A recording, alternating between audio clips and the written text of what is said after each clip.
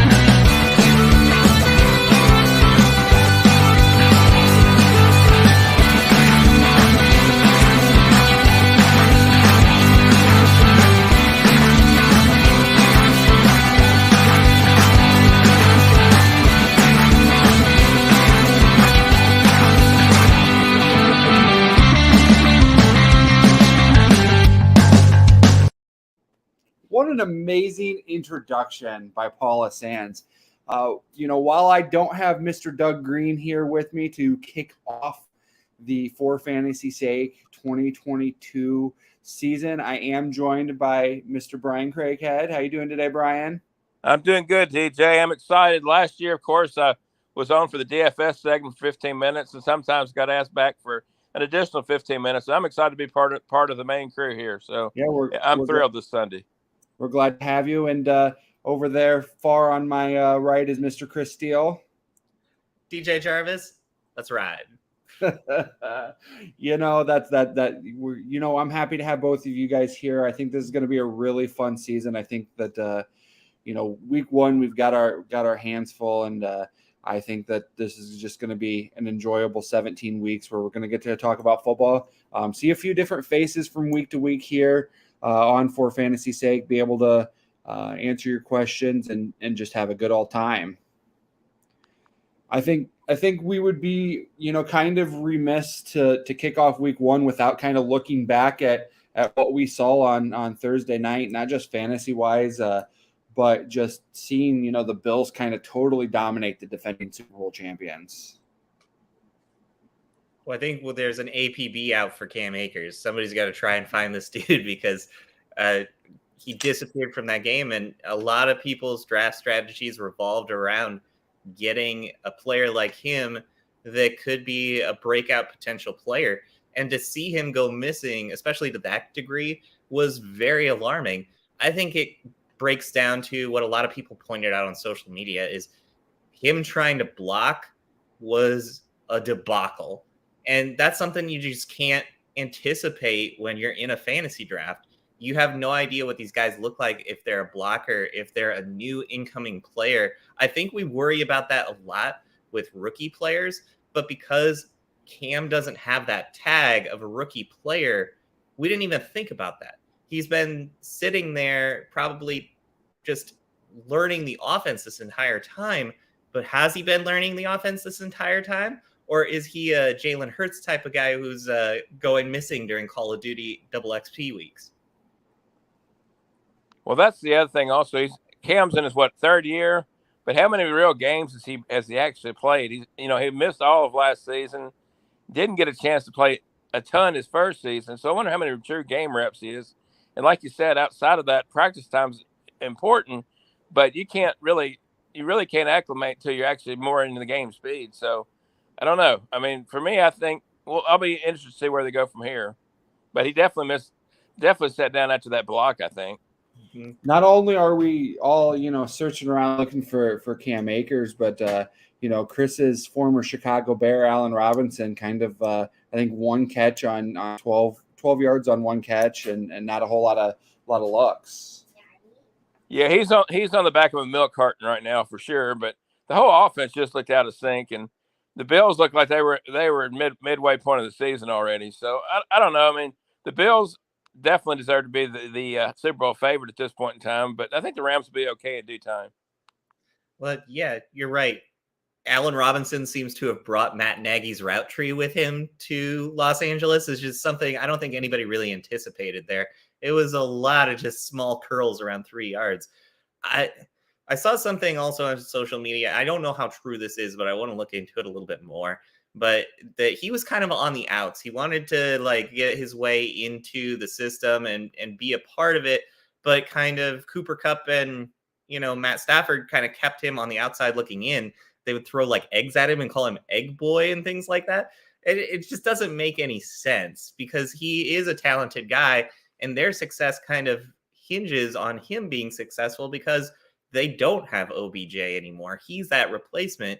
If he's the replacement, who's the replacement to the replacement at this point? And the other thing that can't be overlooked is besides Robinson and Kupp, unfortunately Van Jefferson was out the other night, and it looks like he's going to miss a few games too. So their route tree is really not that deep, to be honest with you. Higbee gives them something, but they lost Everett as well, which I think is kind of an interesting thing. Well, actually, Everett had already left, but anyhow, their route tree is not very big. So yeah, and Jefferson, I think we've all kind of had him on the radar as a sleeper type of guy for the last few years. It just never really seems to happen, and I've kind of moved past that to this point and started looking at other potential like breakouts. Their tight end could be somebody who ends up getting more touches than we originally anticipated, because even in game 1, he got some touches, and it was kind of like they forgot about him almost all last year. Agreed, definitely. I think most places that we came into this year where we were looking at Josh Allen as the number one quarterback, and even with 2 interceptions, mostly not his fault, he still put up in 6-point TD leagues. He still put up 40 points. And is that something you guys expect to see out of him, most of this year?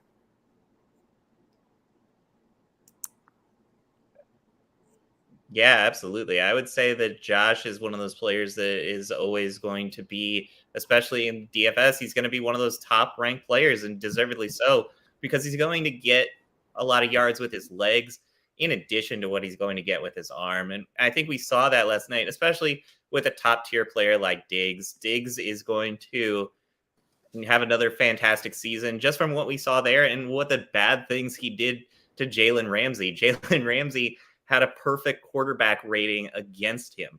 That's something you don't see very often, especially for a player of that caliber. So Diggs is off to a fantastic start. If that relationship just continues to blossom the way it will, I see no reason why he won't be one of the top rated quarterbacks at the end of the year, and probably an MVP candidate. Let's not, when we're talking about his targets, let's not forget to talk about Gabriel Davis. Pretty sure when he caught that touchdown to start the game, that was his 5th straight catch that resulted in a touchdown, going back to that divisional game against the Chiefs. Yeah, and Isaiah McKenzie, too, was a bit of a player that you kind of thought might take a step in the right direction this year. But then his first pass that was thrown his way, he hands it essentially to somebody for an interception. So to see him kind of get back into the game and finish with a touchdown there, too, that was big. And Gabriel Davis, I think, because it was so public, it was something a lot of people really thought about and thought he was going to be a breakout player this year. What are you guys' take on that? Because I'm still on the fence about it. I think he's a good player. I don't think he's an elite player. One thing about Davis, and really the rest of the receivers besides Diggs, you got to be curious how the targets are going to develop throughout the year, because Davis didn't have, I think he had 5 targets or something like that, very limited. So, I mean, how many weeks? He scores a touchdown a lot, but at the same time, that's awfully tough to maintain. So he's going to get more targets if he's going to maintain like a low end wide receiver 2 kind of success, I think. I'm one of those people. It's hard for me to be objective about Gabe Davis. I really like him. Brian and I are in a little bit of a different kind of fantasy league together. And I know I didn't have much competition for it, but I was really happy. We could only draft players who went to certain college conferences. And I know Brian got the SEC. I ended up with independents and, so like Notre Dame, guys who went to FCS schools. And so I was really happy that I ended up with Gabe Davis on that team. Yeah, I mean, to be honest with you, the SEC is great and all, but the one thing they're missing is top tier quarterbacks. I mean, they've got aging quarterbacks that are okay, like your Staffords of the world, but being honest, the younger guys, Tua still needs to take a step forward, as does Mac Jones. So that's one thing that the SEC is lacking, and it has been for decades, is good quarterback. So independent was actually a pretty good way to go. Yeah. And that actually got dropped on you. You were at the last two picks, I think. So theoretically dropped, but at the same time may have worked out better. Absolutely. So shifting focus a little bit to what we're looking at for the season long. We had a couple quarterback competitions heading into the season that were eventually won by Mitch Trubisky and Geno Smith. Are either of these guys viable fantasy options? Are they going to be just are they going to be guys who are just, guys who are going to help their team win games? Honestly, I don't think the Seahawks are going to win games regardless if it's Locke or Geno Smith. I mean, they're going to be out of 17 games. I'm seeing 6-11, maybe 7-10. The Steelers haven't had a losing season. Of course, I'm sporting a Steelers jersey, so keep in mind there is homerism here. But Steelers haven't had a losing season in 20 years. So Big Ben's arm was shot. Unfortunately, I'm always going to be a Big Ben fan, but his arm was shot the last 2 or 3 years. Pittsburgh will be 500 or better. I think Pittsburgh is definitely the place. Geno, we've got enough tape on Geno to see that isn't really a thing. It's not going to happen. Stop trying to make fetch happen, DJ. But at the same time, Mitch is kind of still that unknown. And I think we all kind of fall into this trap because Mitch, as a Bears fan, I've watched a lot of Mitch. Mitch is great in the preseason. Mitch is great in practice.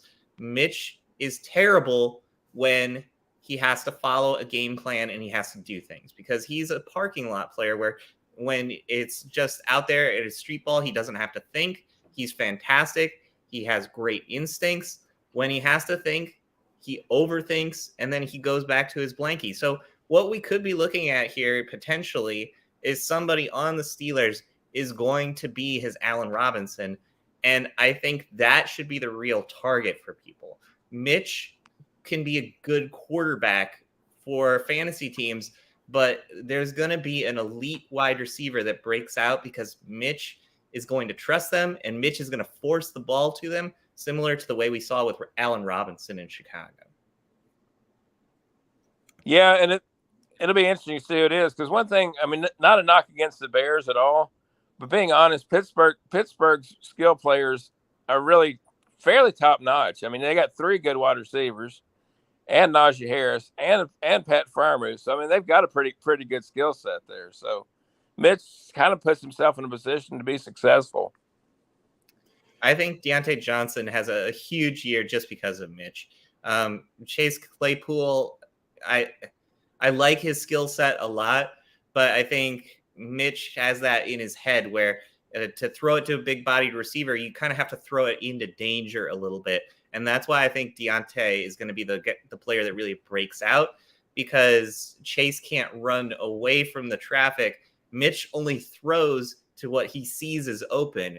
If he has to throw it and anticipate the throw, I think that's going to be less of a reason that he's going to throw it to Chase Claypool, and he's going to throw it more towards Deontay. Even last year we saw Deontay have 130 plus targets. So Deontay Johnson's just, I mean, as much as I hate to say it, he's just the man. Yeah. Period. I don't care if it's Pickett. It doesn't matter if it's Mitch. Deontay Johnson's just that. Yeah. Are we trusting either quarterback in anything more than a bye-week filler and 2 quarterback leagues? They're low-end super flex. I mean, that's one thing I'm noticing. Last year was my first year to do Dynasty, and I'm in a 14-teamer, and I realized how hard that you've really got to draft. I realized the hard way how hard it is to have 2 quarterbacks. So both, definitely Trubisky can give you a solid floor. I think the jury's still out on Geno, but he's okay. One thing that I've kind of been wondering about, and we may be getting to this later, DJ, but as long as we're talking about quarterbacks that we don't really know too much about, there's a wide receiver that's going to be drafted really high this year that I feel like we don't know anything about, in Michael Thomas. Where do you guys kind of stand on Michael Thomas? Because I feel like that's one that I really want off my board completely. As much as I hate to say it, with his career path prior to the last 2 years, I think the jury's still out. I mean, we'll see. I like Jameis Winston just because he has other weapons there. I mean, if you think about it, Jameis came into a pretty good situation. If he can actually throw to the right colored jersey, he'll be okay. But I'm not sure who that number one receiver is. Olave's been pretty impressive in camp. So, like you said, Thomas is kind of still up in the air to me. And, you've got to pencil Jarvis Landry for 100 catches, 100 yards. So, all right, boys, let's go to commercial. On the after commercial, we're going to play a couple nice little fantasy football games, okay? We got 3 commercials, and then we'll be right back with you guys. Perfect. This episode is brought to you by Clint's Drafthouse Pizza and Grill in Moline and Davenport. Chase away your Sunday scaries at Clint's Drafthouse Pizza and Grill this season. Located in the Belgium neighborhood of 7th Street in Moline, Clint's Drafthouse Pizza and Grill is home to some of the Quad City's best food and drink specials. On Sunday, there's no better place to be. Clint's is serving up 75-cent wings and $4 Bloody Marys all day. And is your favorite team playing in those out-of-market games? Well, you'll never miss a second of the action on one of their 10 screens with NFL Sunday Ticket. And after you've had your wing and bloody fix, finish off your football watching experience with one of their famous Quad City style pop pizzas. And folks, they know pizza. They've been spinning QC style pies for the last 22 years. So make Clint's part of your Sunday football routine. Clint's Drafthouse Pizza and Grill, 7th Street in Moline. And also, Clint is now serving up their famous pizza and fried chicken on the Iowa side of the river as well. Clint's Pizza House and Chicken opens up daily at 4 p.m. so everyone in the Quad Cities can enjoy their QC-style pizza and Henny Penny fried chicken. That's Clint Pizza House and Chicken, 7th Street Moline and 1601 West 3rd Street in Davenport. This episode is brought to you by the Corner Tap. Who doesn't need a solid handcuff on their fantasy squad? Grab a bite to eat at Clint's Drafthouse while watching the noon games, and then head on over across the Moline-Rock Island border to the Corner Tap for some libations during the 3 o'clock games.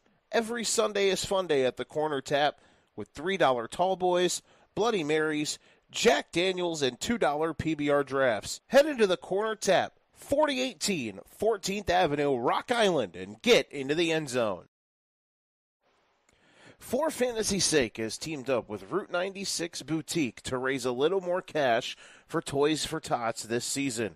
From September 11th until the end of November, 10% off of all purchases made with Route 96 on Sundays will be donated to us for our Toys for Tots drive. At Route 96, they believe in girl power.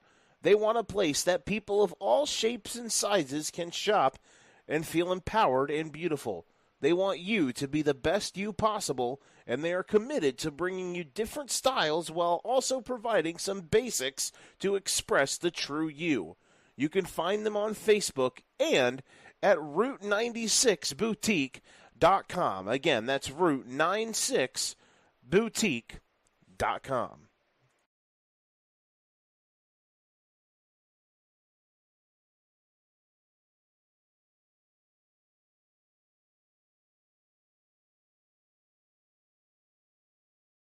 I've been on mute the whole time. I want to give a special shout out to Mr. Joe Winkle. He's the host of the Educated podcast. You can find him, I don't know what it's called. If you're on 3 times a week, tri-weekly, you can find him 3 times a week on the For Frequency's Sake podcast network, bringing you all the information from season and the rest of the sports world.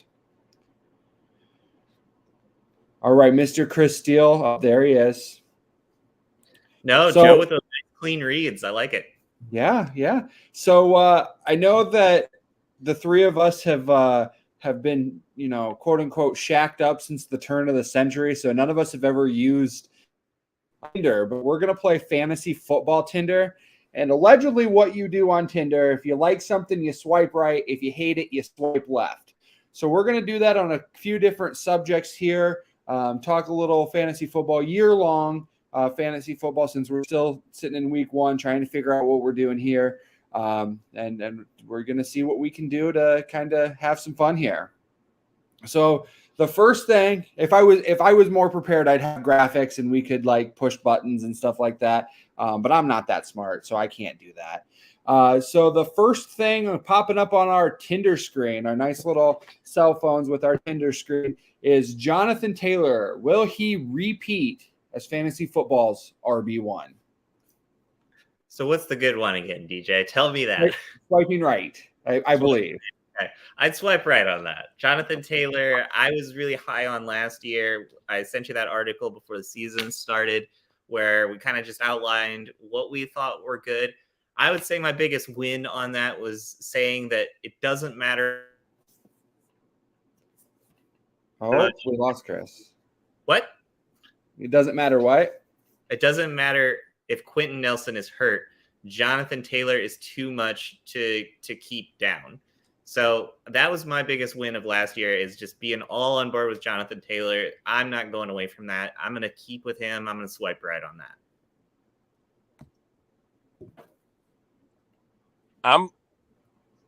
I'm kind of in the same position in regards to not understanding the game, swiping right and swiping left. We've all been married for a while, I think. Swipe left is bad. Right is right.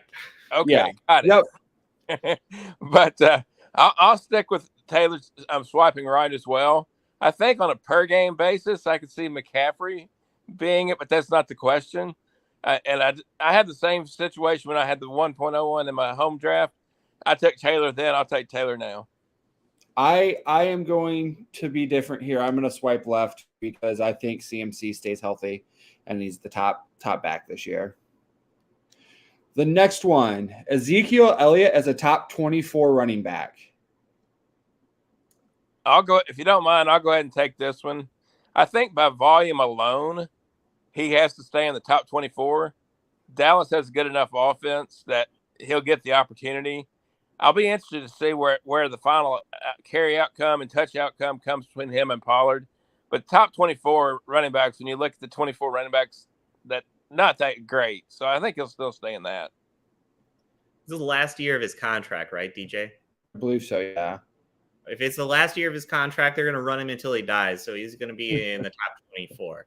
We saw that happen with DeMarco Murray. DeMarco Murray was in the final year of his contract. They ran him into the ground, and I think DeMarco Murray was out of the league in a couple of years. So I expect Zeke to see a heavy workload this year. Tony Pollard is there to steal touches, but I think they don't care this year. They're just going to run Zeke until he can't run no more. So I'm swiping right. All right. I'm going to swipe right as well. I'm a big fan of Zeke here. The next one we have here is Trey Lance as a top 12 quarterback. It's a tough one. I think I'm going to swipe left on this one. There's just so many unknowns. I believe in his talent. I think he's going to be a very good quarterback eventually. I just don't know if it's going to happen right now. I worry about that. And I think a lot of people are taking him very high in terms of quarterbacks in fantasy this year. I would be looking at Justin Fields just as closely because I think they have similar traits and similar values, but the actual value of draftability for Justin Fields is so much lower. People don't see him in the same caliber as Trey Lance because Lance comes with that offense that is going to be very good. It's going to be very high, but there's going to be struggles there with Lance. I think he's going to hurt you as much as he helps you. And there's going to be more value in Fields because Fields is going to come at a lower price. I hate to always sound like I'm agreeing with everything, but I'm swiping left too. George, we're going to talk about this here in a little bit, I'm sure, but one of his better possessions, George Kittle looks like he'll miss week 1, I think. Then in addition to that, in terms of his rushing touchdowns, Deebo Samuel certainly, I know he's going to rush less, but I mean, how much do you have to rush to get a 2-yard touchdown run? So that may cap as well. So that means that he's going to be fairly reliant on his passing game as well. I'm not sure that's developed enough just yet to make him a QB QB1 top 12 kind of guy. Yeah. Again, I'm going to be different. I'm going to swipe right on Trey Lance. I think that I also would expect him not to have a very good week this week. I think that the Bears defense is very good. But I think that's also prime position to hope somebody's going to cut bait on him and you can get him fairly cheap. I think that he's going to roll the Bears, and we're going to get a lot of bad understandings about what he can do based off of this game. When that defense is not good, they're going to be good next year. They're not good this year. Speaking of the Bears, the next one on our list, Cole Kmet as a viable fantasy tight end option. I think the biggest question is, can he catch? And how many years of Cole Kmet have we had now where we still don't know if he can catch? We've had 2 years to try to figure out if he's any good or not. And it's a new system. The Matt Nagy system is prioritizing towards trying to get the tight end the ball, right? Because it's based off the Kansas City system and Travis Kelce. If Cole Kmet was Matt Nagy's Travis Kelce, that's a disaster. So I think the anticipation of Cole Kmet having a breakout year is very misguided because he was supposed to be a focal point of the offense. He's never been that. My biggest question about the question itself is what is viable? To me, he's not a top 7, top 8 option. But if the question is he a tight end 1, like low end tight end 1, I'll swipe right. I think he'll get enough volume to be a top 12, but to define it definitely, I don't think he's a top 8. But just by volume alone, he can be somebody you can maybe pop in weekly. But that's don't expect a lot necessarily.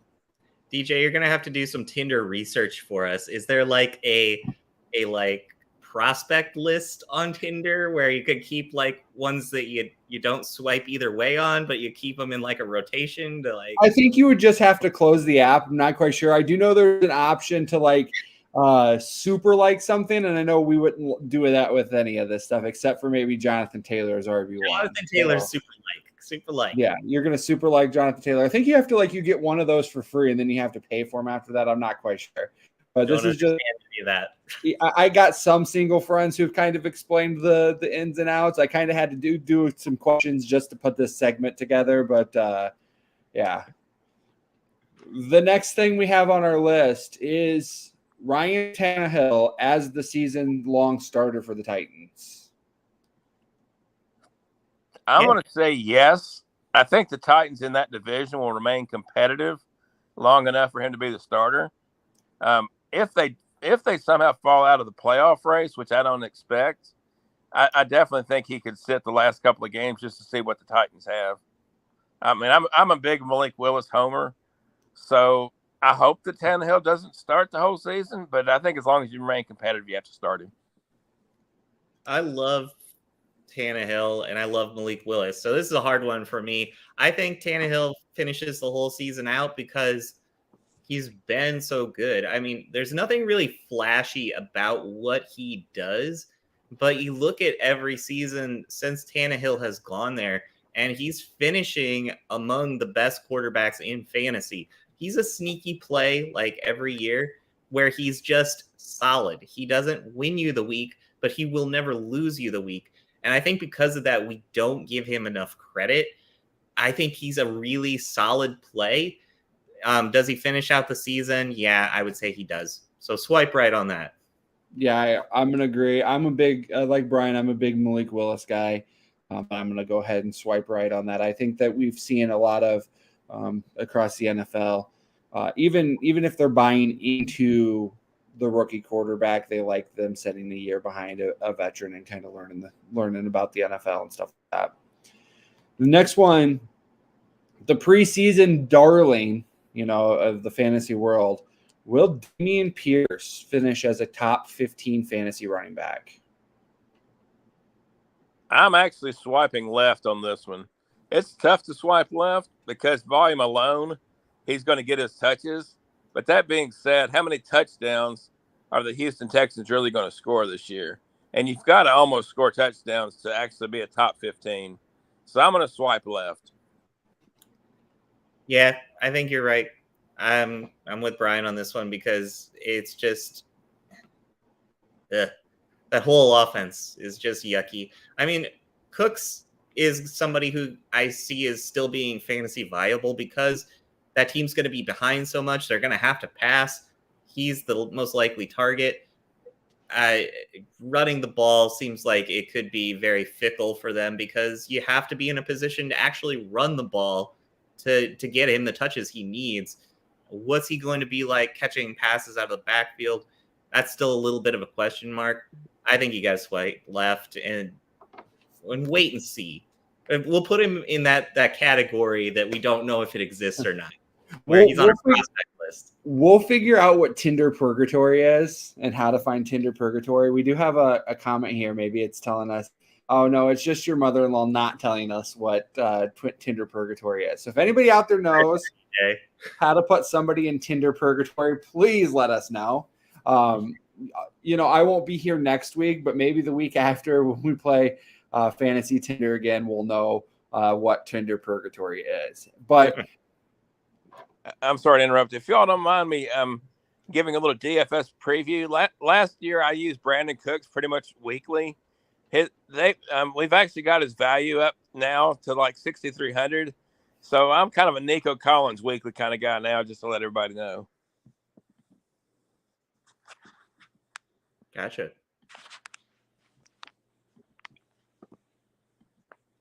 Oh, DJ might have froze. I'm going to be aggressively different than you guys, and I'm going to use my super on Damian Pierce as a top 15 running back. DJ's going on a ledge. DJ's banking on the fact that nobody remembers if you're wrong, but people remember if you're right. That's the thing. He's totally. Chris, I will snip this from the show okay. and put it on TikTok. It'll be on our TikTok. All right, cool. But last year, my biggest win probably was the Jonathan Taylor thing. But I also said that DJ Chark was going to be an amazing breakout, and that didn't quite work out. And I'm still on that train this year. I find myself being all like, oh, it's perfect. He's got the opportunity. It's going to happen again, and he's going to be hurt within a moment, I'm pretty sure. The only thing people really remember is super likes. Oh, that Damian Pierce is a super like, so everybody's going to remember that for sure. My quarterbacks last year were Baker Mayfield and Zach Wilson. So on to the next thing. Chris really wanted this one, and we'll talk about this one a little bit before we go to commercial. The Lions to finish with at least 7 wins. I'm gonna swipe right. I love Dan Campbell. He is a crazy person, but here's the real thing that nobody cares about. That coaching staff around him is amazing. That offensive line is so good now. And I think that's why everybody's on board with Swift. Swipe right's the good one, right, Chris? Yeah, I said swipe right. Didn't I say that? You did. Okay. Yeah. So over 7 wins, I'm down with that. I think they can do that. I think Amon-Ra is another one who's going to have a good breakout year. They have so many weapons. They just don't have the quarterback. If they had the quarterback, I think they would be probably everybody's dark horse to do something special this year. Chris is going to cry when they sweep the Bears. Oh, that hasn't happened in so long. It's going to make me sad. This is such a tough question. I mean, to be honest with you, I see him right at 7 wins, so I guess I have to go swipe right. But a couple of wins I think they'll definitely get is the Bears. But the problem is they also have the Packers and also Vikings, which I think both teams will be pretty good. So I don't see better than 7 to 10, but they're going to be much improved. So I'll swipe right because it's right on the mark. I really wanted to swipe left here. I really did. And then I start thinking, if they win 2 games against the Bears, they also play the Jets this year. They're also going to play the Commanders. They're going to play the Falcons. And that right there is probably 5 wins. And any team can find 2 random wins in the span of 12 games. Well, let's play this game real quick then, because we're playing your game. Let's play this game. Okay, do you have a schedule up? Who's a better quarterback, Jared Goff or Carson Wentz? So I think in the NFL, sometimes when you're picking games, you can overcomplicate things. It comes down to sometimes who has the better quarterback. Do you choose Jared Goff or do you like Carson Wentz better? I don't think that Jared Goff's as bad as everybody thinks he is. Okay. That's God darn it. But it's still Carson Wentz, but regardless, even if we're saying that the Commanders is a toss-up, that's still 3 wins amongst 13 games. Because you've got to figure that they're gonna beat the Jets. We're saying that they're gonna beat the Bears twice. That's 3 wins. They got to find 4 more wins in the last 13 games. But that's 4 in 13. Like most NFL teams can get up to around 500, right? Yeah, and we're saying that the Lions have a chance to do this, and then screw everything up and not get a good quarterback in the draft next year. And that sounds very likely. Jameson Williams is going to play the back half of the season, right? Yep. And I think that'll drastically improve the overall team, just having a downfield threat. So I think they'll get to 7, if not more. Dan Campbell's the man, period. So. All right, we went 6 minutes too long on the Tinder segment. Nobody's ever said that before. We've never gone 6 too long on anything on Tinder, okay? So let's go to commercial. We better put the explicit tag on there, Doug. DJ messed up. All right, commercial time. Today's episode is brought to you by Kavanaugh's Hilltop Bar in Rock Island. It's the place to be every Sunday this football season. Barbecue Chris will be in the house every week smoking the place up with his amazing menu or mouth-watering barbecues. Cavies will have every game on inside and outside their numerous TV screens. Plus, you can play their adult video games, and they have the loosest slots around. Check out Kavanaugh's Hilltop Bar, 1228 30th Street in Rock Island. For Fantasy's Sake has teamed up with Route 96 Boutique to raise a little more cash for Toys for Tots this season. From September 11th until the end of November, 10% off of all purchases made with Route 96 on Sundays will be donated to us for our Toys for Tots drive. At Route 96, they believe in girl power. They want a place that people of all shapes and sizes can shop and feel empowered and beautiful. They want you to be the best you possible, and they are committed to bringing you different styles while also providing some basics to express the true you. You can find them on Facebook and at Route96Boutique.com. Again, that's Route96Boutique.com. In addition to bringing fire on the mic, the team at For Frequency's Sake is still bringing it online as well. Check out ForFantasySakeQC.com this season for college DFS, Survivor League, and betting advice each and every week of this football season. Again, that is ForFantasySakeQC.com for college DFS, Survivor League, and betting advice each week during the football season.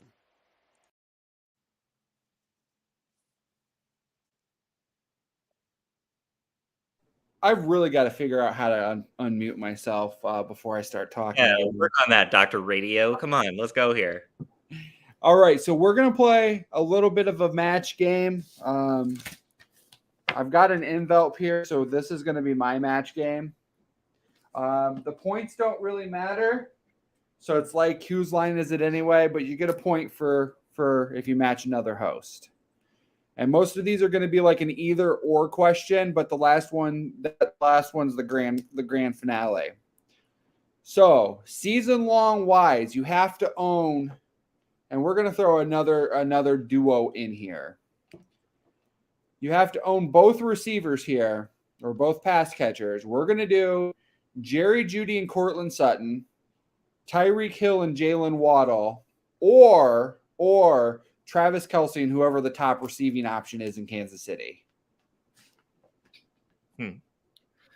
So Jerry Jeudy and Courtland Sutton, or Tyreek Hill and Jalen Waddle. And you said there's a third one in there? Did I break up? No, I'm just trying to be clear so I know who I'm choosing here. It was a joke. I said Travis Kelce and the top receiver in Kansas City. We can make that a thing. You want that to be a thing? I don't want that to be a thing. All right. So it's Jerry Jeudy and Courtland Sutton, or Tyreek Hill and Jalen Waddle. Yep. I think you got to go with Tyreek and Jalen Waddle for me, because I'm sorry. Did you want us to be a big reveal? Is that how you're supposed to write it down and put it on your little sheet, Chris? All right, I'll do that. I'll write it down while I also articulate, but I don't think writing things down is a very good medium for our visual medium or our heard medium here, DJ. Just go with your reasoning. I'm sure right. Brian's going to agree here as well.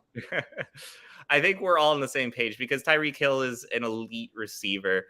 Waddle had a great first year, and I think Waddle's going to be another player who just continues to elevate at this point. It's hard to get away from those ones because there's so much talent there. So I think a lot of it hangs on what you believe in Tua. I think Tua got a really rough ride last year. I think he's going to start to be a lot better this season. I'll just agree to get a point. That sounds like a great game to me. So I'm gonna agree with Chris. Basically, I mean, there's only one football to go around, but I know that. I mean, I at least feel I don't know anything. I don't have any connections inside the organization. Oh, no. Tua was really banged up, especially like bottom half wise knee injury going into last year. Elbow was a little banged up, and so he was underthrowing a lot of receivers. I think that he's fully healthy, and I know he threw some ducks that were widely highlighted on social media this offseason. But Ducks Waddle, DJ. Ducks Waddle. Come on. So that's from days. The next one, which quarterback, speaking of Tua, which second-year quarterback would you rather ride with? Broncos Nation, let's ride. Tua, Justin Fields, or Trevor Lawrence? I'm actually going Trevor Lawrence here, even though it seems odd. Last year, the whole offense was just totally torn to pieces by their head coach. And I think Trevor Lawrence is one that grows the most. You look back at Peyton Manning in his first year, he definitely struggled. I went with Lawrence. I got to figure out which direction the thing goes here. Lawrence for sure, because there's too much talent there. Even last year when he was coached by a moron, he flashed in a couple of games where you're like, this thing can be for real. I think there's more confidence this year. The running game is going to be more supportive. It was good last year, but it's even better now that he's got ETN back. There's reasons to believe in this team now that they've got a real coach and a quarterback who now has seen it. He's adapted, and he's going to be more able to handle things. He's a guy who doesn't lose. And because of that mentality, I think he's going to find a way to be a breakout again this year, or break out for the first time this year. I'm gonna go with Tua. I'm gonna ride Tua this year. I like it. There's reasons to like him too, because like you said, he doesn't get enough credit for playing through injury last year. It was just he's not doing all the amazing things we anticipated him doing. He probably shouldn't have been out there, to be honest. And he found a way to get on the field, and he did okay. That team was in the mix with him at quarterback. So if he can be healthy this year, now we get a real test to figure out if he's for real. In the Toys for Tots drafts that we did, in my two divisions, I found myself playing quarterback chicken, and in one league I ended up with Tua, and the other one I ended up with Justin Fields. So I lost quarterback chicken this year. The next one we have is who's going to be the Chargers' top wide receiver target? Is it going to be Mike Williams or is it going to be Keenan Allen? So here's my answer. So in PPR, I'm still going Keenan Allen. But I think in terms of the big play, Mike Williams will beat that. So if you're in the standard league, Mike Williams. If you're in PPR, still stick with Keenan Allen. Hey, that sitting on the fence is my shtick, Brian. You can't steal that. So I'm going PPR Keenan Allen, period. Let's gimmick infringement. So I think Mike Williams is a fantastic player, and he has real ability. I think Keenan Allen is too much of a proven commodity at this point. I went with Allen. I think he really still has everything that we look for in a top tier wide receiver. Mike Williams was fantastic for like 3 weeks last year, and then he disappeared for a while there. So overall numbers really show that he's a fantastic player. A lot of that was winning you those first few weeks, but after that, it was hard to know what you were going to get out of him. Keenan Allen's so reliable that it's hard to go away from him. So I'm going to play the stupid question of the day. What makes people think Mike Williams is 27, 28 years old? Yeah. What makes people think that there's a huge switch that's going to turn on, that he's going to be consistent for even 10 games this year? I'm not sure. I loved Mike Williams last year when he kept me in the playoff race and hated him when he dropped me out. So yeah, you live and you die by the sword sometimes, and he is definitely the sword. We do have another Country Herd Forum in the comments. Josh Palmer was thrown out there. I think Keenan Allen's going to be not only the top Chargers receivers. I think he's got a chance, as usual, to be in that low end wide receiver one conversation when we get to the end of the year. And the last one, I cut one out, moved it to somewhere else. So we can get to commercial, but who is going to be the top handcuff / top backup running back this season? Well, I think this is a cheat code, but if I'm gonna be allowed to use it, I'm gonna just say AJ Dillon. I was going to say AJ Dillon, but I'll disagree and say Tony Pollard. Tony Pollard, I think, is a good one. You never know; it could be, man. It's going to be Jeff Wilson Jr. Kenyon Drake. I think Kenyon Drake is going to be a good one because J.K. Dobbins, a lot of people are thinking he's going to come back and he's going to be amazing again. Drake has kind of stolen jobs from guys all over the place. So Kenyon Drake might be a sneaky little play if you're looking for somebody who's a handcuff. Dobbins has already been ruled out for today too. So also being ruled out, Chris, I hope you're not too stoked to watch a really good Bears game because it's pouring in Chicago. So we know what the state of that field's going to be. So the field is inactive today in Chicago. Yeah, the field has been on the IR for probably 10 years now. So it's fantastic. Maybe this is a day where you just dump a bunch of fantasy points into David Montgomery and hope for a good one. Or just so we're gonna defense. What's that? Or just take the 49ers defense and let it go. Right. Yeah. The Bears can't block anybody. Bosa's gonna eat. We're gonna head to commercial when we get back. On the backside, we're gonna talk a little DFS, earn some people some money here today. With baseball playoffs right around the corner, over a month away, and the NFL and college football seasons right on our tail, it's the perfect time of year to get your daily fantasy sports life in order. For frequency's sake has you covered every single week. Tune in to For Frequency's Sake's DFS Deep Dive on Facebook, Twitter, YouTube, and Twitch every Friday evening, and uploaded every Saturday morning on your favorite podcast platform, where Brian and the boys will be giving you the best daily fantasy sports advice for each and every week to help you fatten your wallet this season. Again, on every Friday night live on Facebook, Twitter, YouTube, and Twitch, and of course uploaded on your favorite podcast platform on Saturday mornings. DFS advice, DFS Deep Dive here on the For Frequency's Sake Podcast Network. All right. Great commercial for Joe to play that right there heading into our DFS segment. So Brian, obviously, this is same question every week for me. Who are we stacking today? My top stack, Jalen Hurts and Brown. That's my stack of the week. What's the salary difference and kind of the motivation behind Brown over Smith? I'm just more of a Brown homer. I think that he's going to have more opportunity for the big play. Brown's the higher salary, but I still like AJ Brown just more because I think it gives even in Tennessee he gave the opportunity for the bigger play. So it's just me. I'm just an AJ Brown homer. He's a top 10 type receiver, whereas Devontae's more 20s, 30s kind of guy, wide receiver 2, 3.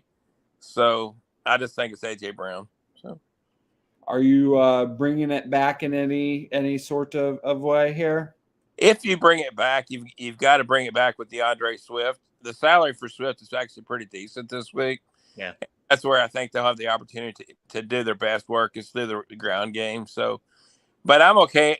To be honest with you, the lineup I've got, some of the lineups I've got, I don't have them bring it back, but Swift's your best option if you do want to bring it back.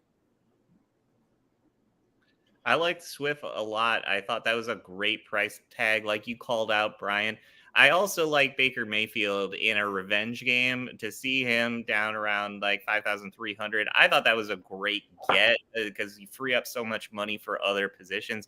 Antonio Gibson was another one that caught my eye because that's a player that a lot of the fantasy community is all about, and he's down there a bit today at 5,800. That's pretty good for a running back, especially one that could have a decent number for you. So to get him in that kind of position, I think that was huge. Yeah, I'm kind of curious about what's going to go on with Gibson. I don't think the end of his career is I don't think the fat lady's singing to me, but I'm a little reluctant to trade for him in a dynasty. But at the same time, I want to see what he does. Before he popped on today, I saw that it looks like Brian Robinson's coming. Best case scenario is, I think, week 5. So he's going to get a 4-week window to prove that he's still the guy there. Yeah. A couple of guys that caught my eye that I want your take on, Brian, because you're a Steelers guy, is Freiermuth looked like he was in a good position going against a bad unit with Cincinnati because they were 27th last year. And then also Deontay Johnson, kind of like we talked about earlier, Mitch finds a guy, he might be the guy. And the toughest competition that he might go up against is a bad cornerback in Cincinnati. So what are your takes on those two? I like both those guys. One thing I did notice when I was going through the DraftKings prices and everything is an opportunity right there between about 6,400 and 6,500. There's several wide receivers that are right there. And Deontay was one of them. Michael Pittman was another that comes to mind. There's a lot of good opportunities. And if you want to go really cheap in that same Pittsburgh game, don't forget about Pickens. I'm kind of curious. There's several wide receivers that are cheap this week. And cheap wide receivers are kind of the place to go. Nico Collins is right there. Chris Olave is right there at 4,600. So there's a lot of cheaper wide receivers, and I like both those guys in the Pittsburgh game. Yeah, if they get Deontay Johnson matched up against Eli Apple, I'm taking Deontay Johnson in that matchup all day. I have zero faith in Eli Apple. Yeah, you've heard of the Big Apple. Well, Eli Apple's not the big one, so. I think his mom's the Big Apple. She's the one who calls all the shots. Yeah, exactly. Who are we going? I know that you're spending a little bit of money at quarterback and with AJ Brown. Where are we going bargain bin? Where are we going to save a little cash? I'm glad you brought that up. I think I've already kind of highlighted it a little bit, but I like Jameis Winston this week. He's at 5,300.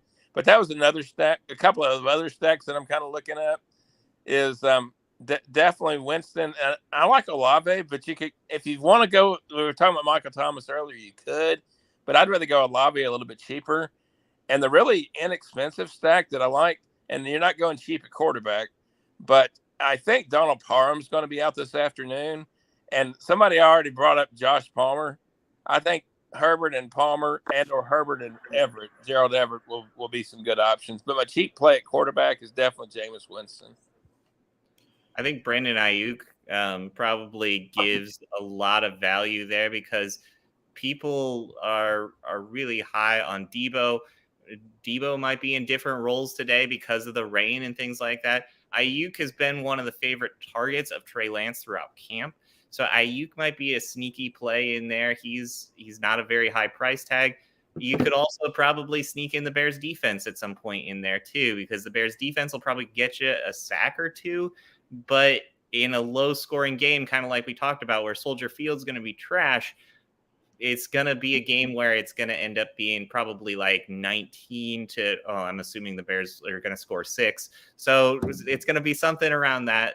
They're not going to kill you, but for a lower price tag where you can save and actually get points at other positions, that might help you out. Chris, we know your teams don't score touchdowns. I know. Well, no, Iowa's got one. They got the one.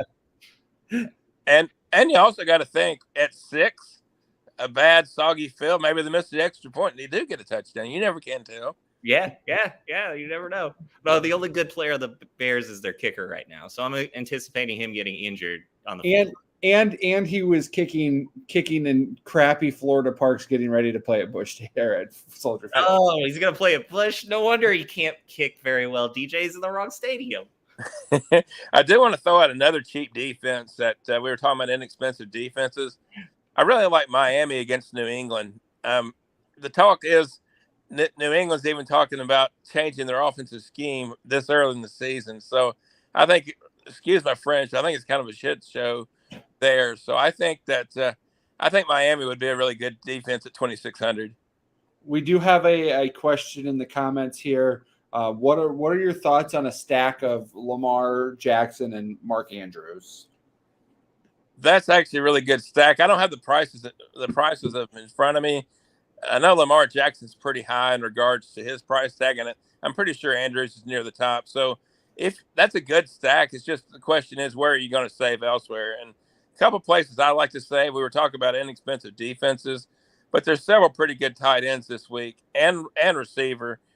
You're really not going to save at running back this week. I didn't like anything below 5,000 unless you go with Mike Davis at 4,400. And that, I don't know. We talked about Keenan Drake a minute ago, but Mike Davis has been in camp the whole time.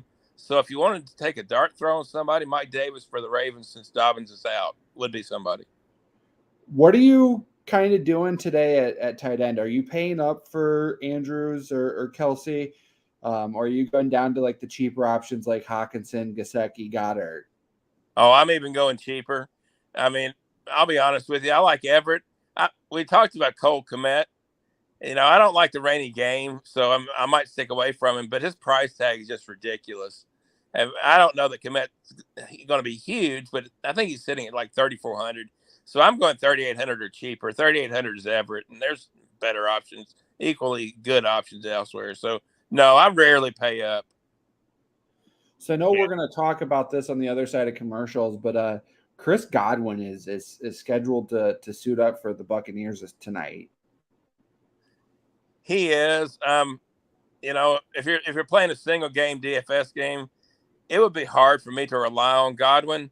I think he'll be on a snap count, somewhat limited. He was kind of borderline all week to play. So I just hope he doesn't get hurt or doesn't re-injure anything. Hunter Henry is hanging out at 3,800. That's not a bad price tag for a guy, especially in a New England system where they love their tight ends. That's not a bad option. No, there's a lot of decent options at tight end. So like I said, I rarely, if ever, pay up. You got to save somewhere. And what do you think about Matt Ryan? Because he's got a 5,500 price tag going against a Houston defense that was awful last year. What are you kind of thinking of that matchup? That's actually really good. I do a couple other pods as well, and that was the Colts and the Saints were my go-to teams this week, kind of out of the ordinary. And like I said, Michael Pittman's 6,400 or less, so combined they're $12,000 or less. So that's a good combo you can go with, is Ryan and Pittman. Yeah, if Jonathan Taylor gets all the yards between the 20s, and then you have Matty Ice putting it in for you, I think that can help you out. Oh, yeah. DJ's antsy So- has to get the break and be a host at some point here. Yeah, before we head to the next segment, we're gonna have Joe Winkle, quote unquote, dropping in. It's gonna be kind of video silent for a couple minutes. We do have a comment here asking feelings on. I know we talked about him in Tinder. Damian Pierce at 4,800. Yeah, that's actually a pretty good value. Just for touches alone, he is somebody I looked at 4,800. The price hasn't been corrected. He should be more like a 5,500 kind of guy. So you're definitely worth value there if you wanted to go that route. And wait and see. We'll put him in that cap. We're gonna put him in Tinder purgatory. I was looking back at our fond moments we had from the past and reminiscing to myself. I was going to try to answer questions in the chat, but instead I got us talking, so I can do that at the break. All right, so what we're going to do here, we've got Joe dropping in here. Again, he's just going to be audio, so it's going to be a little video silent for a couple minutes for those of you watching on Facebook such. We're going to try to improve this as we go on throughout the season, so we're not video silent for this segment. But we're going to continue trying to fatten your wallets with a couple of bets.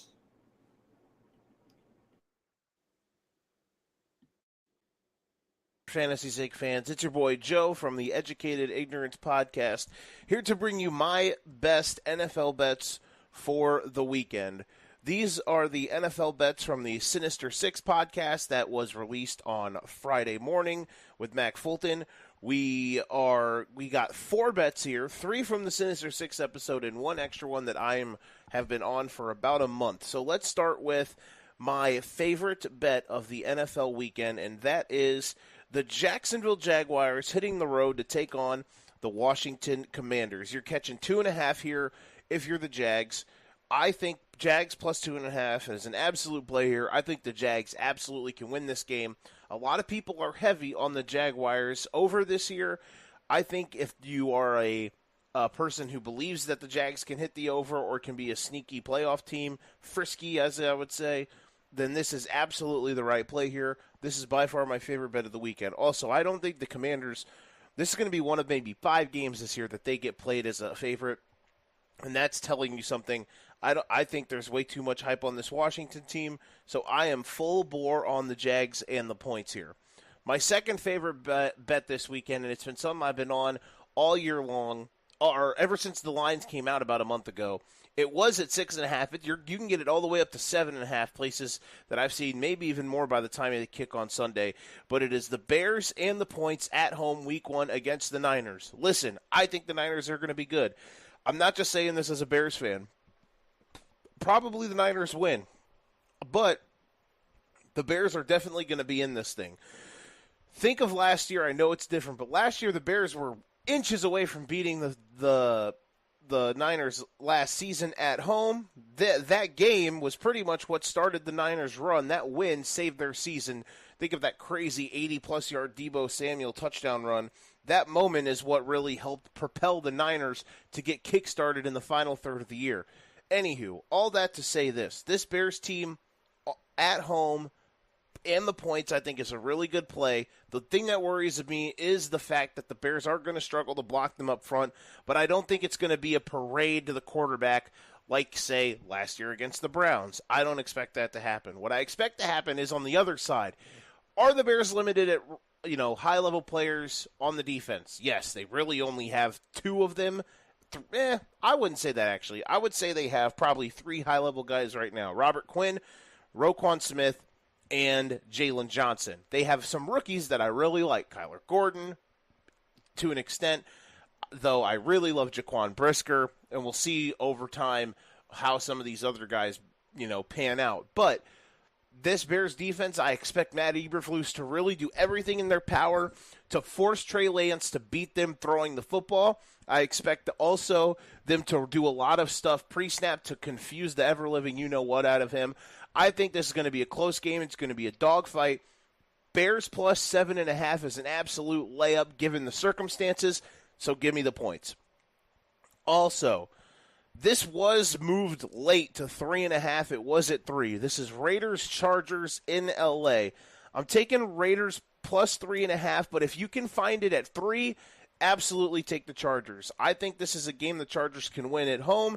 This is a big game for them that I would say they are going to take. It all depends on where you can get it. I took in the podcast on Friday in the Sinister Six, 3.5 for the Raiders, just because of you're catching the hook with a team that I still think is pretty good. That is very, very appetizing. But if you can get it to Chargers at -3, then you go ahead and take the Chargers and swallow the points. I just don't think you're going to be able to find many places like that because it has been going up. That is the way the line is trending. And then my favorite bet or game of this week, not my favorite bet, but my favorite game of the week, Packers-Vikings in Minnesota on Sunday afternoon in the second slate.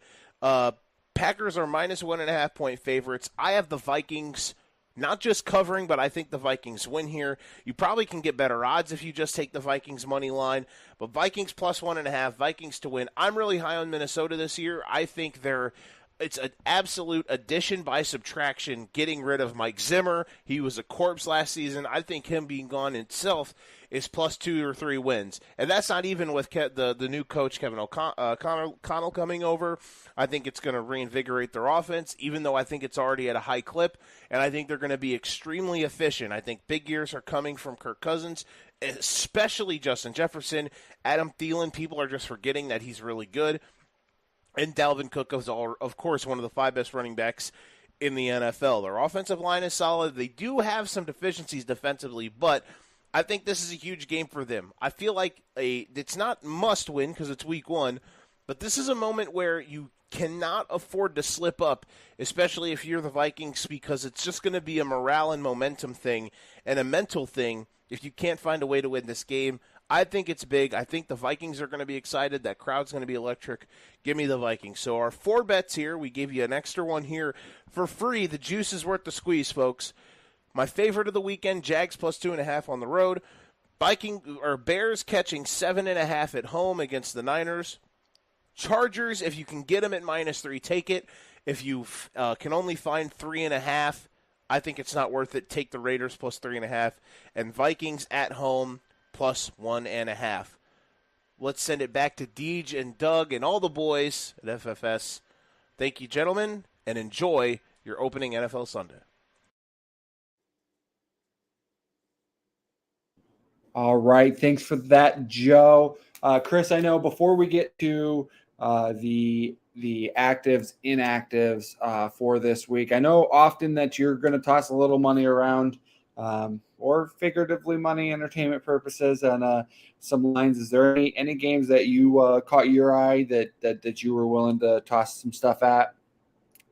Not really this week. I think it's still early where there's still so many unknowns that it's hard to really figure out where to put your money and what feels like a safe bet. I like Joe's take that the Bears are going to hang around, especially based off of what they did last year. That game last year was brutal to watch, and they should have definitely won it. But dynamic playmakers make dynamic plays, and Deebo Samuel changed the game, and they never caught up after that. You might get a closer game than most anticipate. So Joe might be right in that regard, because this game, nobody's seen this Bears team under Matt Eberflus. So with Matt Eberflus, you don't know what to expect. Maybe it hangs close just because they don't have tape on these guys yet, and they don't know what's going to be happening. And just a little add-on that, weather always messes up a point spread too. So that automatically makes the game a little bit more competitive, I think.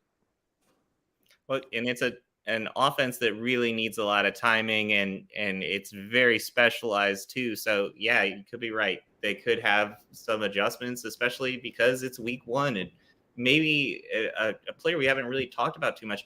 Maybe Mitchell goes off in this one. All right. So the only game that I was kind of looking at as I was scrolling through this morning, it's a game that I would stay away from, but only, because cheering purposes. But the Chiefs are giving up 6.5 to the Cardinals, and I think that game's going to be a lot closer than that. So if I wasn't, I'm not going to bet against my team. But if I was throwing money, I think the Chiefs end up winning. I would take Chiefs money line, but Cardinals plus 6.5 is a tasty bet. What do you think about 2+ touchdowns? I think that's a lot. I do think it's a lot, but I think it's one I'm willing to hammer. Okay. I think they're going to let him loose. I think, and then to what they've got in the backfield as well is there's a lot of guys who can catch passes, a lot of guys who can move around. It's not foreign, obviously, to think that Tyreek can bust a big one where Tua throws it short and he can go 65 yards, and with Chase Edmonds and Raheem Mostert back there as well, adding to Myles Gaskin, I think that there's a lot of opportunity where he could throw a 10-yard pass and it goes for 80-yard touchdown. Steelers Bengals at 7, I think. What are your thoughts on that, Brian?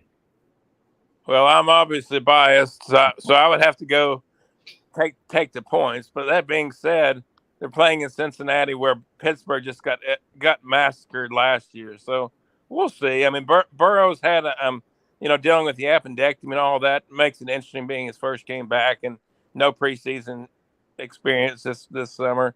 So I don't know. 7 is a lot. So, but that's a game I don't know. DJ, I think I'd like to think he and I are pretty much similar. You don't bet against your team, but I rarely bet on my team either. I just stay away. I like to when I'm betting on the Chiefs, I like to do a same game parlay where I bet on somebody to score as well.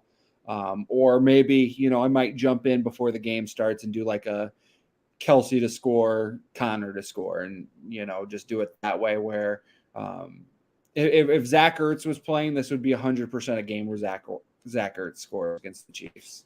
I've got Ertz in one of my leagues. I'm excited. The one pick I really liked on Joe was the Vikings, and the other one I'm liking is the Saints over the Falcons -5. So I'm not going to bore everybody with.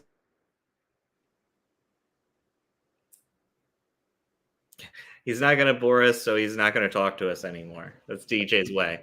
Apparently, yeah. Falcons, Tyler. I froze. Okay, calm down. You're back. You're good. In that Saints-Falcons game, both Drake London and Michael Thomas are active. Tyler Algier, their rookie running back, inactive. I'm not sure who their backup is without Algier, but he is inactive. Joe Conklin for the Browns, inactive. Everybody for the Bears is inactive. Obviously, we know no George Kittle for San Fran. And then I think the only other name that I saw that's really fantasy relevant, no J.K. Dobbins, but we talked about that. No J.K. Dobbins for the Ravens today. Do we get a listing as to why Algier's out? Is this a coach's decision type of thing? Because I think a lot of people now are worried after last year because people invested in Trey Sermon, and Sermon vanished, never to be seen again. All of a sudden, you look at that Falcons backfield, and you got Damian Williams, who's kind of been, Mr. Gap filler for a bunch of different teams. But Patterson had a really nice year, so maybe there's something to worry about now. So looks like Algier, it's just a coach's decision. Damian Williams, former Chief and former Bear, is that backup running back. So yeah, he's a good gap filler, and that's about all he is. He does everything well enough that you can have him as a backup. But yeah, that's worrisome. Williams does a lot of the same stuff that Cordero Patterson does, just not as well. Yeah, that's very true. That Algier news is really shocking to me because he'd been one of the pretty boys during camp, and sounds like a healthy scratch basically. So I'm a little bit surprised by that. You would think a coach would want to play with his new toy if you've got this new toy, especially after the preseason. Absolutely. All right, we're going to go to a short commercial break. On the backside, we are going to do listener questions and then break us down with rapid fire. We're going to try to be quicker at rapid fire this year, not make it take a half an hour, even though it's 21 questions. So let's go to the break, and then we'll be right back. In addition to bringing fire on the mic, the team at 4FrequencySake is still bringing it online as well. Check out 4FantasySakeQC.com this season for college DFS, Survivor League, and betting advice each and every week of this football season. Again, that is 4FantasySakeQC.com for college DFS, Survivor League, and betting advice each week during the football season. This episode is brought to you by Clint's Drafthouse Pizza and Grill in Moline and Davenport. Chase away your Sunday scaries at Clint's Drafthouse Pizza and Grill this season. Located in the Belgium neighborhood of 7th Street in Moline, Clint's Drafthouse Pizza and Grill is home to some of the Quad City's best food and drink specials. On Sunday, there's no better place to be. Clint's is serving up 75-cent wings and $4 Bloody Marys all day. And is your favorite team playing in those out-of-market games? Well, you'll never miss a second of the action on one of their 10 screens with NFL Sunday Ticket. And after you've had your wing and bloody fix, finish off your football watching experience with one of their famous Quad City style pop pizzas. And folks, they know pizza. They've been spinning QC style pies for the last 22 years. So make Clint's part of your Sunday football routine. Clint's Drafthouse Pizza and Grill, 7th Street in Moline. And also, Clint is now serving up their famous pizza and fried chicken on the Iowa side of the river as well. Clint's Pizza House and Chicken opens up daily at 4 p.m. so everyone in the Quad Cities can enjoy their QC-style pizza and Henny Penny fried chicken. That's Clint Pizza House and Chicken, 7th Street in Moline and 1601 West 3rd Street in Davenport. All right. Thank you, Joe. I definitely like not reading those ads, especially why Chris makes fun big faces at me while trying to read those ads. Huh? You ruined the whole segment. I know. I also want to. I know we got that ad in for Brian's show, which should be starting this Friday. They had some technical difficulties with getting started for week 1, but we're hoping to have. We're thinking that we're going to have them the rest of the season. Also want to give a shout out to John and Dennis, who head up the data lab. Nick and Michael are supposed to be back on Thursday with instead of Monday Night Hammer, we're going to do a Thursday night wrench or a Thursday afternoon wrench. Michael's got classes and a full-time job now, so that ran into things. Obviously, Joe with the Educated Ignorance podcast, and tomorrow morning dropping will be the newest episode of Cards Subject to Change. It's a pro wrestling podcast starring Chris and Nick. Not this Chris, another Chris. How many Chris's you got here, DJ? You can never have too many. It's like DJ Moore, lots of Chris. And now to pay the bills, we're going to talk about the listener questions. We've already played our ads, so listeners is what keeps us on the show every week. So as mentioned, the Data Labs Dennis Michelson, he wanted to pick one for his second flex in the For Fantasy's Sake Staff League. He wants to know Breece Hall, Julio Jones, Jacoby Myers, David Bell, or George Pickens. Julio Jones for me. Jacoby Myers. I'll go Julio. Cousin Bo. He's nobody's cousin on the show anymore, but he's Nate's cousin, one of the founders. Still Cousin Bo. He wants to start 2. Nick Chubb, Travis Etienne, Leonard Fournette, Antonio Gibson, Damian Harris, or Javonte Williams. Nick Chubb, Javonte Williams for me. I got to go with Brian. That makes too much sense. I will make that anonymous. Unanimous. That's what I said. Non-PPR. Deontay Johnson, Christian Kirk, Michael Pittman, or Deebo Samuel. I think that's pick 2. Michael Pittman and Deontay Johnson for pick 2. Even with the bad conditions, I'll go with Debo and Deontay. I'm going to second Debo and Deontay. And pick one: Trey Lance, Kirk Cousins, Baker Mayfield, or Jacoby Brissett. Gotta go with Kirk Cousins in a shootout. I like Baker in the revenge game. I think that he's at his best when he's pissed off, and he's pissed off this week. I was going to say Lance until it started having a tsunami in Chicago, and I'm going to go Cousins. John Rosas wants to know Trey Lance or Ryan Tannehill. Trey Lance with the running game. I'm going to go with Tannehill. He's just too consistent. And then a stack of questions from Jordan Rangel. He's got 12 questions here. That's actually only a third of his 36 leagues. So, Rashad Bateman, Hunter Renfrow, or Brandon Ayuk? Rashad Bateman is the only show in town. I like Rashad Bateman. I looked at the rest of the wide receivers on that team, and I don't see any reason why he doesn't get 10 catches a week. Jordan, you should go Rashad Bateman, but I'm going to say Hunter Renfrow here. White guy. Hollywood Brown or Rashad Bateman? Hollywood Brown with the injuries to Rondell Moore. I'll stick with Bateman. I'm going to say Hollywood Brown. Even I can't tell you anybody who plays corner for the Chiefs. Irv Smith or Albert O? Albert. Irv Smith. He's finally healthy.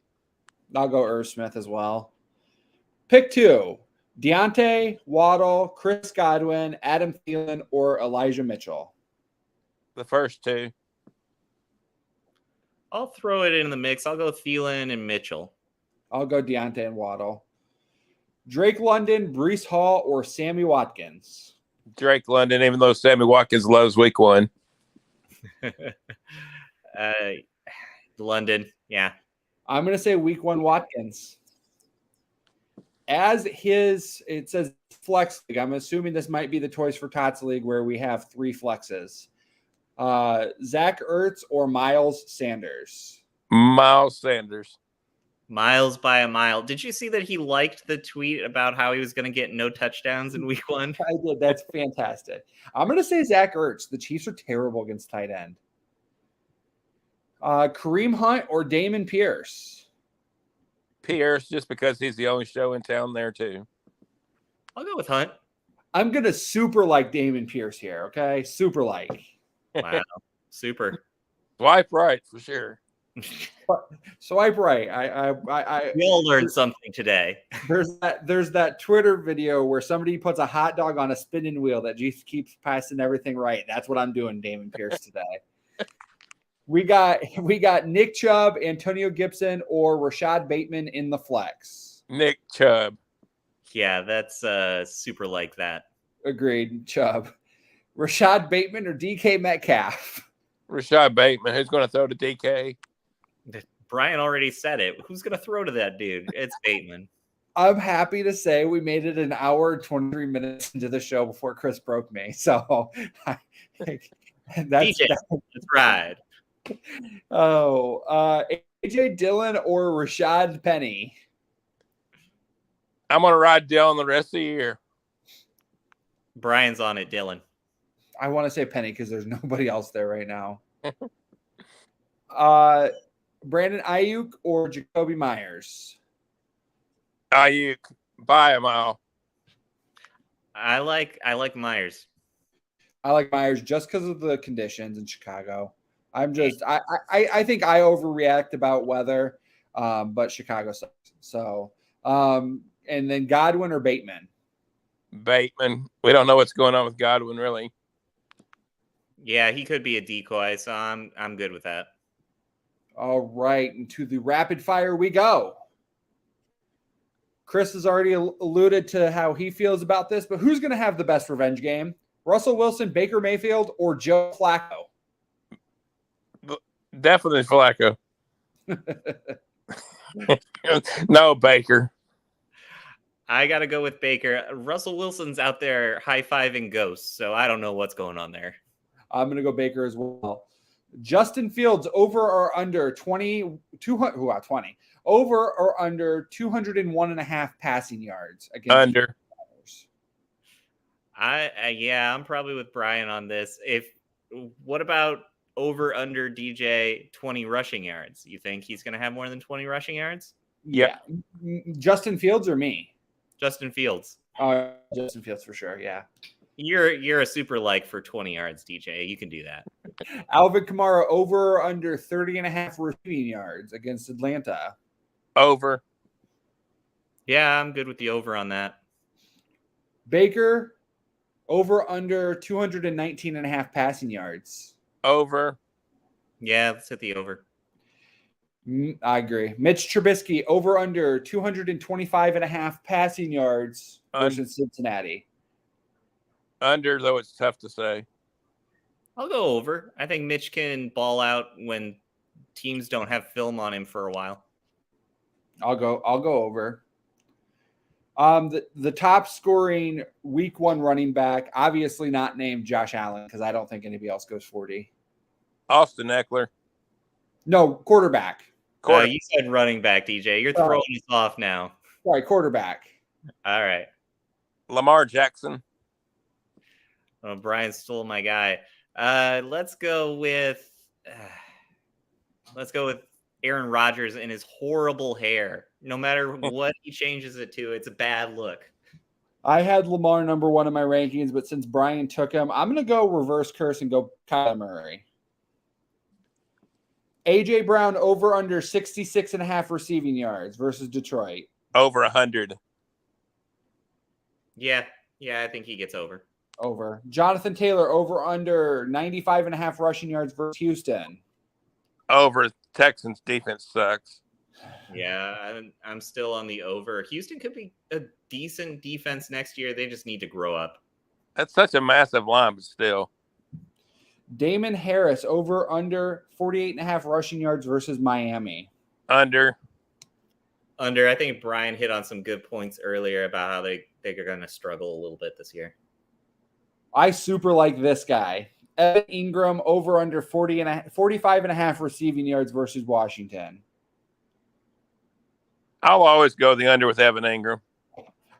I'll go over. I like that landing spot for him. Yeah, new place, coach that loves to use the tight end. I think that we could be set up for a nice Ingram week or year. Top scoring week 1 running back. You've got Eckler. Who you got, Chris?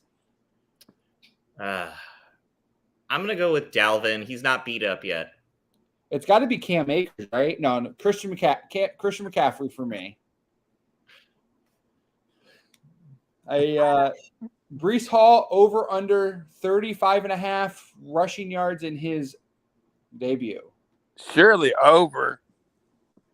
I'm going to go under just because it's the Jets and they're going to be weird. If Breece Hall tops 35 rushing yards today, he will have more yards than the Hawkeye offense yesterday. That's not a high mark by any means, DJ. Snicker, that's such low. Travis Kelce over under 77.5 receiving yards versus the Cardinals. Over. The guy who wandered onto the LSU field last night, he gained more yards than the Iowa offense.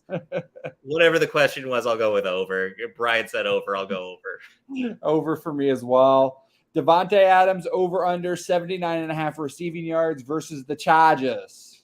I'm going to go under. They're going to double team him most of the game. I like the over. Devontae's probably got something to prove here. I think he'll score, but I don't think he tops 80. Okay. Top scoring week 1 wide receiver. Deontay Johnson. Ooh, I like it. Let's go with Justin Jefferson. We talked about this could be a boat race. Let's go for it. I'll go Jamar Chase. Who's that? Dalvin Cook over under 69.5 rushing yards. Over. I got to take over because I already said he's going to be the top running back. Saquon Barkley over or under 54.5 rushing yards. I'll go over here too.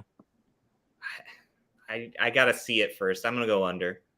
The only guy in the NFL older than Doug Green. Tom Brady over or under 273.5 passing yards. That's high. I'm going to go under. I'm going to go under too. I don't understand this screw you like Ian Rappaport season, but I don't think it's a good idea. And over under 24.5 receiving yards in a revenge game for Noah Fant against the Broncos. Somebody's got to catch something. Why not over? Yeah, I'll go over. He's got too much talent. And top scoring week 1 tight end. Not George Kittle. Let's go Travis with Kelce. Mark Andrews. I'll go Travis Kelce. I'll go Waller.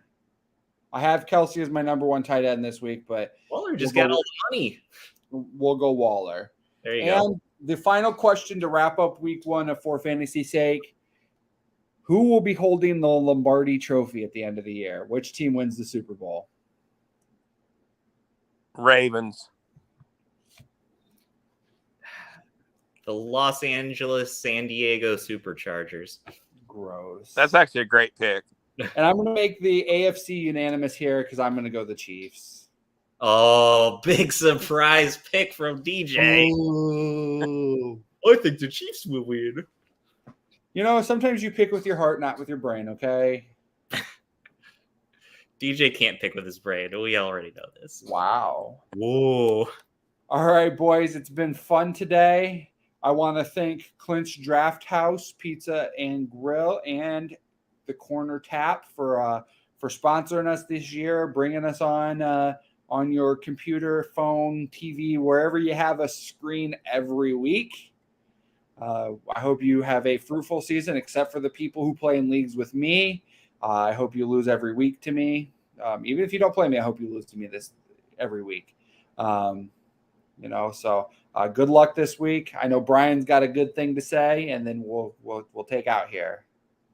Yeah, good luck to everybody this week. We're excited about DFS Deep Dive next Friday night. I think my boys are ready. So, all right, we'll see everybody next week. For Chris, for Brian, I'm DJ. We're out. He's right.